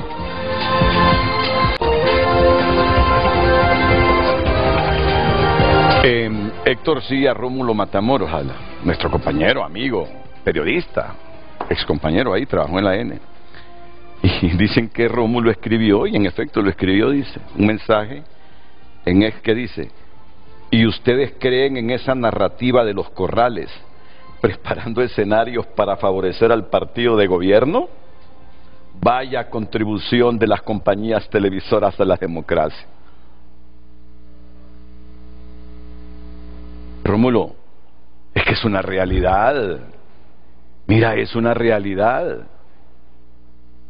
Más allá de estos factores que enuncia Héctor Corrales, es una realidad que si liberales, que si oposición no va unida a este proceso electoral, puede haber un resultado ajustado, favorable a Libre. No te pierdas en eso. Decir eso no es antidemocrático y no es no estar contribuyendo con la democracia. Y si Libre gana limpiamente el proceso, ¿por qué tiene que ser malo? Ese es un escenario posible también, sobre todo si van divididos los opositores, sobre todo si van divididos. Debes tener en cuenta ese escenario, es posible ese escenario. No sé por qué se asustan o dicen que los medios no contribuimos cuando se plantean escenarios como este. Sociológicamente, dime en 30 segundos, Eugenio, ¿hay algún pecado con formular estos escenarios? No, además yo creo que casos como Héctor hay que felicitarle que constituyen este proceso de analíticos, independientemente de que alguien coincida plenamente. Correcto. No, hay otras miradas, otras construcciones, desde otras perspectivas, pero ahora, un centro de investigación, si busca tener éxito en perspectiva de futuro, buscará la mayor objetividad posible. Fíjate que eso tiene que ser Rómulo así, ya da por hecho que Arturo está asesorando ahora a Mel, porque ya está involucrando a Héctor, pero diciendo que son escenarios que está planteando Arturo Corrales. Ya dijo Héctor que tiene 10 años de no ver allá a su tío Arturo. Además el análisis de él, ¿no? Claro. Su equipo, no tiene derecho un hombre joven a ser independiente y a dar su postura, o solo porque familia de Arturo es que ya el hombre se va a llamar al ostracismo. Por favor, yo creo que en este momento hay que despertar un poquito y tener claros que así como pueden ganar los nacionalistas, los liberales también puede ganar Libre. Ahora, el desgaste de Libre es abrumador, yo te lo digo, el desgaste de Libre es abrumador. Tienen que hacer cosas importantísimas e históricas en este país para recuperar ese cariño, esa afectividad, esa voluntad del pueblo por votar. Yo creo que el voto duro está listo para Libre, pero hay un voto que los acompañó en las pasadas elecciones, que esta vez no quiere votar por Libre. Es otro escenario posible, otro escenario posible. Claro, no, bueno, es meternos a las cifras de las primarias y un poco las tendencias, serían otros escenarios de eso, porque yo te digo una cosa, está en el gobierno, normalmente Libre en el voto duro no ha sido, digamos, la fuerza que siempre ha sido mayoritaria. Lo que ha tenido, y eso es lo que le apuesta, es tener la capacidad de mover el voto general. Pero dejémoslo ahí. Ese es otro tema. Dejémoslo ahí. Nos vamos a meter a otro. Y en estos últimos minutos, aprovechémoslo. ¿Cómo podemos conseguir un Consejo Nacional Electoral con verdadera autonomía? Sabemos que Ana Paola está ahí por los liberales, que Coseta está por los nacionalistas y que conste por algunas facciones de esos partidos, ¿verdad? Así de simple. Que Marlon está ahí porque tiene el respaldo de Rixi, va a defender a Rixi a toda costa. Ahora, ¿cómo hacemos para que ellos, por favor, por Honduras, actúen con cultura democrática defendiendo los intereses del Estado más allá de los intereses del grupúsculo o del liderazgo interno que los metió en ese cargo con el respaldo del Congreso Nacional de Honduras? A los tres les pregunto esto. Ahora, Renato, solo decir algo para el cargo de ellos también. Los tres han venido acá a decir que a pesar de sus afiliaciones partidarias están comprometidos con un resultado. No, yo se lo he escuchado a Coseta. A Marlon no lo he escuchado. Se lo pregunté y no me respondió. A Marlon no le he escuchado eso. Si los intereses de Honduras están por arriba de los intereses de Libre. ¿Sabes qué es lo que no pasa? Me respondió. No, lo que pasa es que Marlon te dijo: yo no encuentro contradicciones entre los intereses del partido y los del país, porque nosotros estamos en ese discurso. Pero de hay respuesta. Han venido a decir que están comprometidos con eso. Y cuando él ha sacado los 6 que ha denunciado ese tipo que se estaba inflando y todo, dijo: estoy comprometido con un proceso democrático. La pregunta es, realmente, porque ellos tienen también un riesgo personal. O sea, recordemos que también cuando tú actúas en un partido político, está el interés del partido político y todo, pero hay una franja de riesgo personal también, que hace una valoración. Pero cada quien cuando acepte esos cargos se juega la vida, inclusive. Se lo he escuchado con intensidad a Cosette, con menos intensidad, pero de repente en el fondo es por su actitud, por su pedagogía para dar la respuesta a Ana Paola. A Marlon sí no lo escuché. Aquellas dijeron, y sobre todo Cosette, los intereses del país están por arriba de los intereses del partido. Aquí lo ha dicho en público.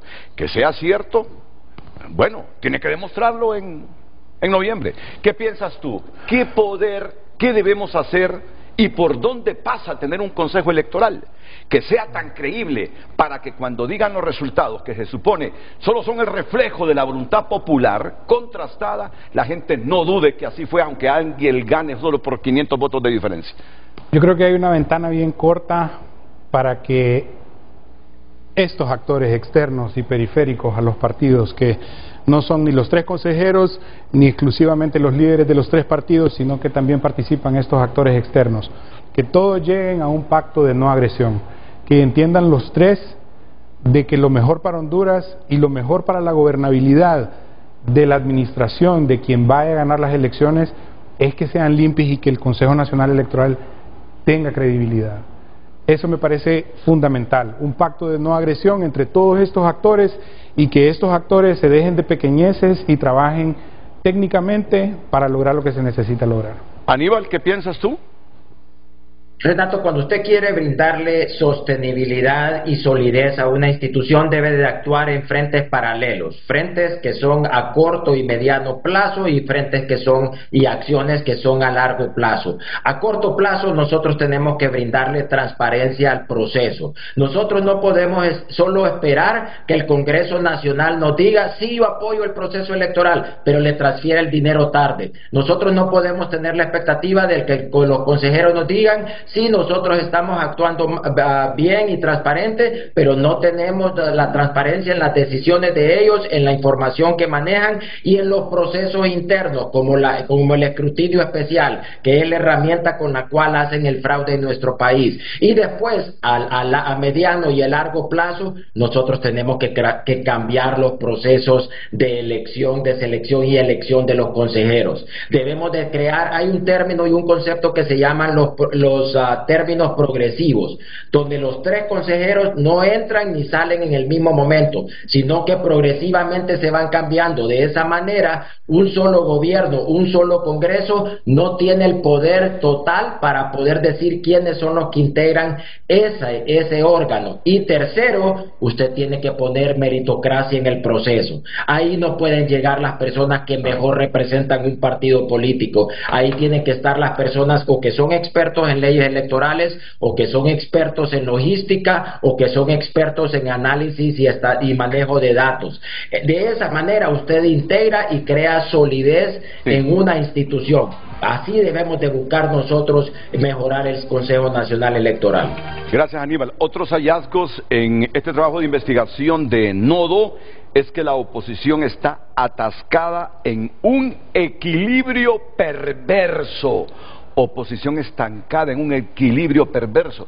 En 1 minuto 15 segundos, explícame esto, por favor. Ok, el concepto de equilibrio perverso, pero realmente es un equilibrio subóptimo, viene de la teoría de juegos, de por qué 2 actores deciden no coordinarse.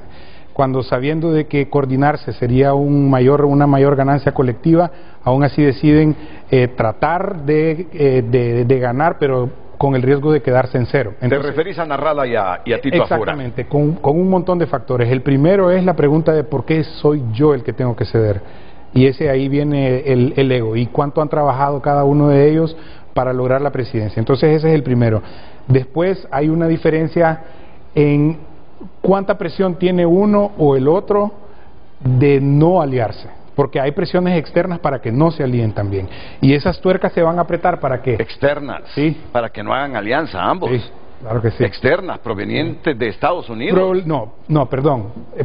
Externas a los partidos. Ah, bueno. Sí, no, vale, vale que lo aclare. No. Es de nuevo regresando a todo el tema de las palancas, ¿no? Sí. Entonces, a eso me refiero con un equilibrio perverso, que ellos están atascados ahí en esa decisión de no coordinarse porque les beneficia a corto plazo no coordinarse. Ok, y ya anticipaste este otro hallazgo, las Fuerzas Armadas resurgen como polo político, pero tú mismo dijiste, cuando los mandos medios no están de acuerdo, la cúpula puede andar con otras decisiones y actitudes y no tener el respaldo de la base del Instituto Castrense. Sí, y lo peligroso es hasta dónde sube la tensión y qué es lo dentro que de la se institución requiere para que la cúpula calme, ¿no?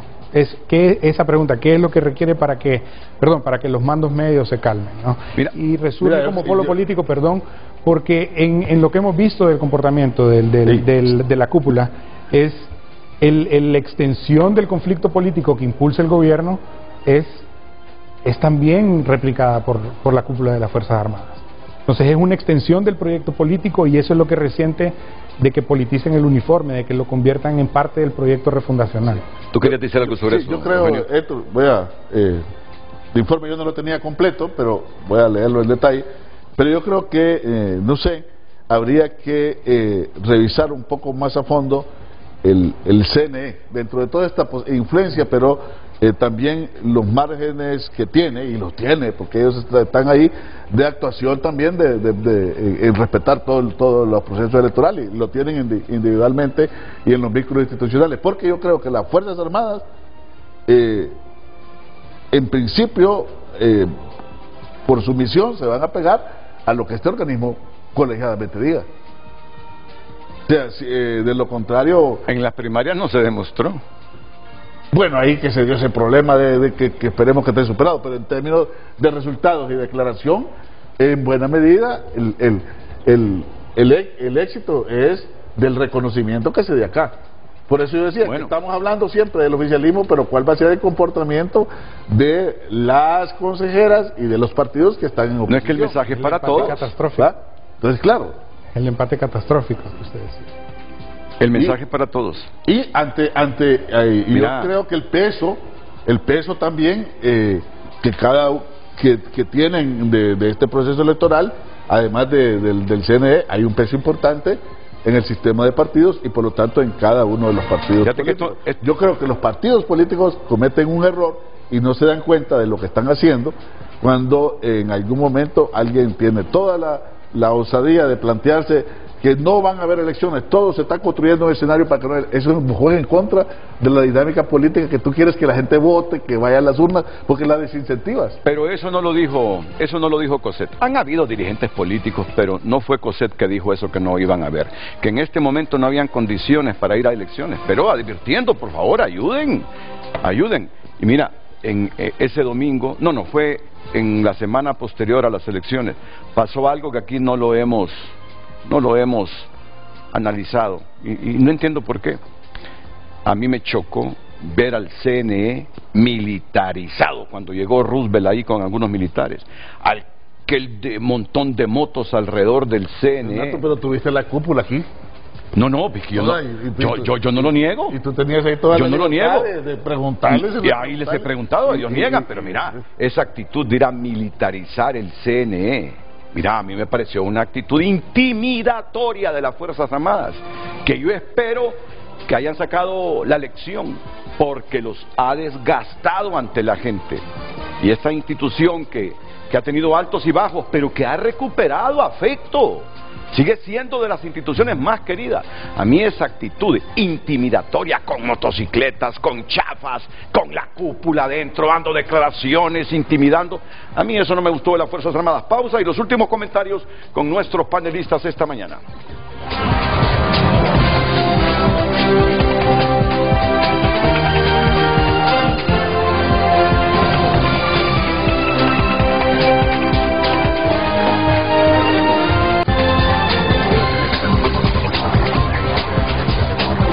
Más mensajes. Juan Carlos Segovia opina: hasta que no haya balotaje seguirá siendo un país ingobernable. Roberto Díaz escribe: la democracia se fortalece cuando el gobierno trabaja en beneficio del pueblo y no al servicio de un partido o una oligarquía. Debemos buscar construir gobiernos inclusivos donde la justicia y la ley sean imparciales, con derechos para todos, sin distinción ni privilegios.